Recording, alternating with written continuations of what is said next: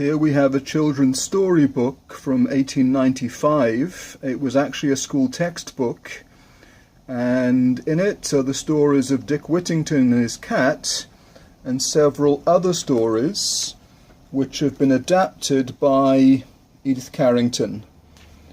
Let's read a few pages of Dick and his cat.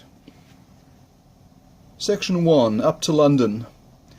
In the reign of the famous King Edward III, there was a little boy named Dick Whittington, whose father and mother died when he was very young. He knew nothing about them, and he was left a poor little ragged, dirty fellow to run about the streets of a small country village. As poor Dick was not old enough to work, he was in a sad state. He got but little for his dinner, and often had nothing at all for his supper, for all the people in the village were very poor. They could often spare him nothing more than an old crust of bread, or some scraps that even a dog would not have liked. One day, a man who was driving a wagon came through the village. He had 8 fine large horses to pull it, and as he walked by their side, he spoke kindly to them and never whipped them. This made Dick think that he must be a good man.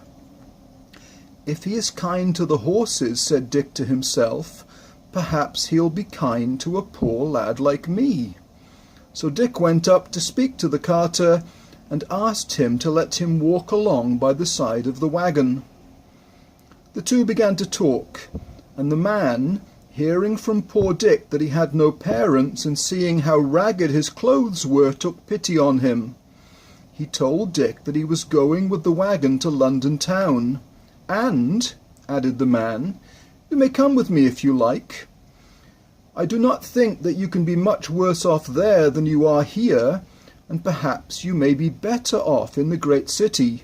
You may ride in the wagon if you please." Dick was glad enough to do this, and the good driver took care to share his food with him on the way.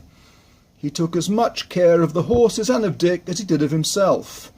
Dick got safe to London.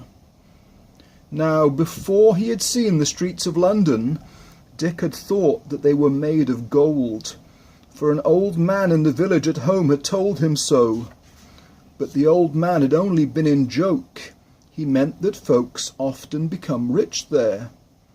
So Dick ran away from the wagon in a great hurry to find the golden pavements. But he saw nothing except mud and dirt, and a crowd of people all looking very busy who took no heed of him.